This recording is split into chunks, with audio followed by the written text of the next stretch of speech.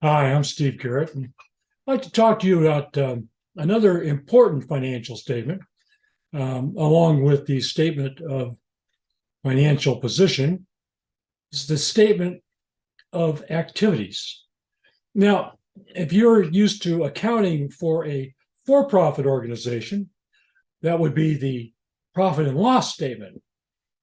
But since we're talking about a not-for-profit organization being probably your Rotary Club, well, that would be kind of a misnomer, wouldn't it? To talk about the profit and the loss.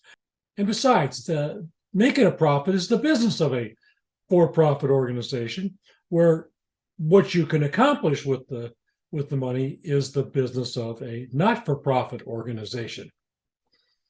Now, this report shows the combination of the revenues and the expenses of the organization and categorizes them in lots of different categories. And it gives you information that you can use to evaluate your performance on how things are going.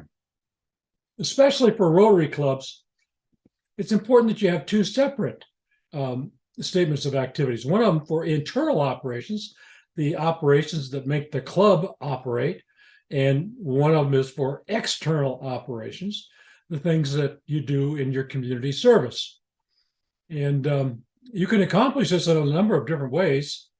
Some Rotary clubs have separate accounts that they keep, and they report these revenue and expense items on an operations budget, an operations account, and an outward or service account.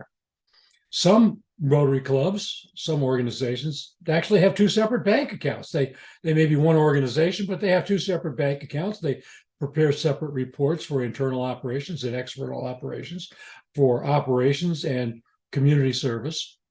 And some Rotary clubs go so far as to separate into two separate corporations. And I know there's a lot of Rotary clubs that in my club, all the clubs that I've belonged to in recent years, is they have two separate organizations. They have the Rotary Club of and the Rotary Charities account.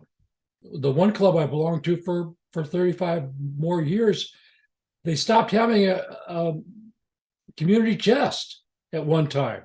And the Rotary Club essentially took over the functions of the community chest as Rotary Charities. And that's fine too. I mean, it doesn't have to be just limited to Rotary. You can take on other activities. And you might say, well, this doesn't make any sense at all, but this is essentially the way the Rotary International and the Rotary Foundation functions. One of them is an operating budget, and the other one is a outward going charitable operation. So it's not unusual. Now, at another time, I told what I call a sad story. It was a story about a Rotary club who the board of directors had somewhat of a problem. They got their two budgets mixed up. They took some money in that was supposed to be going to the Rotary Foundation, doing good in the world, and they used it to subsidize their lunches and their operations. And unfortunately, the member of the Rotary Club who had given the money to the Rotary Foundation had already deducted the money from their taxes and expected it to go to the Rotary Foundation. And well, it created a big problem. And I talk about that in my sad story, and it's worth listening to. But separating the internal operations from the external operations, whether it be just accounting, whether it be with bank accounts, or whether it be with two separate corporations, it makes it very obvious that you have a problem.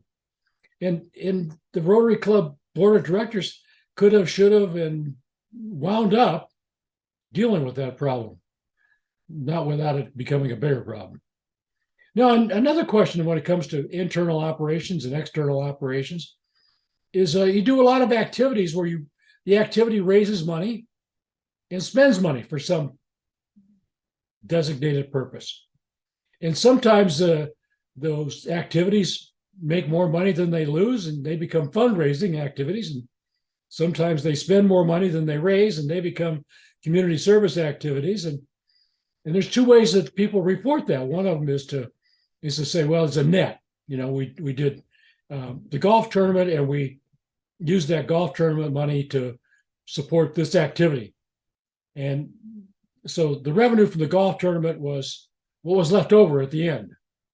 Or the community service activity was not so much intended to be a fundraiser, but we got so much money from people coming to our program, and the program cost a lot more, so it turned out to be a community service activity, and the net was we spent this much money. Now, the other way is to show the income as activity for each one of the activities and the expense for each one of the activities separately, as you would on an income statement, income, expenses. And there's a discussion about which way to do it. And the problem is that if you do it the first way, yeah, you know what activities are making money and what activities are losing money, but you don't really get an idea of what the numbers are. If you do it the second way, you wind up in a position you're not sure whether the thing that was reported as income up here was actually income, because you got to go looking for the expense down here, and how does that work out? Well, there's an answer to that. The answer is that the right way to do that is to report the income separately from the expenses, and then people are confused. So people are confused. How do you deal with the fact that people are confused? You deal with it with notes. And I said on the statement of financial position that when you read the thing, you start with the notes, and that applies to the statement of activity. Start with the notes. And when you start with the notes, you're going to find that this program made money, that program lost money. It was considered to be a fundraiser. It was scheduled to make money, and it made money, and it was scheduled to spend money, and it spent money. And that's the proper way to report it out. And it was important on the statement of financial position. It's a statement of activities is just as important. You've got to keep in mind that some money that comes into you is restricted. You can't just take it in and send it to someplace else. And my sad story is really about a Rotary Club who had money come in that was restricted. It was restricted for a specific purpose, going to the Rotary Foundation. They mixed up their restricted with their non-restricted, and you got to keep them separate. And on your accounting is the place to keep it separate.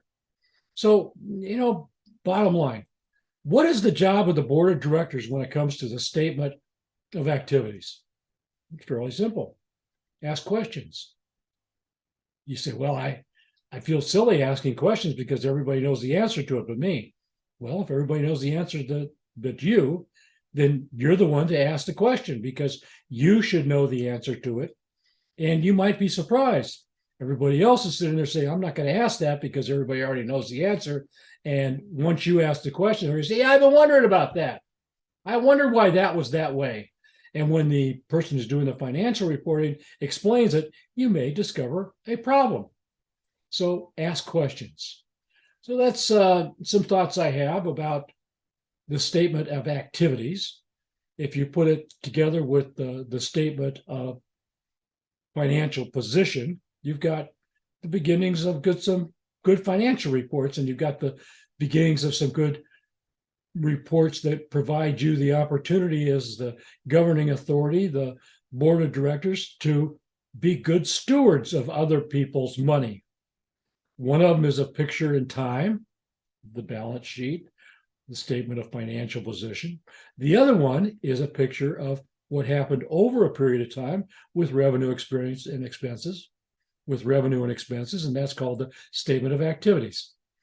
So I have other ideas that have to do with this statement, but these are really what I think are the most important, but also somewhat the most abused. So thank you for listening to what I have to say.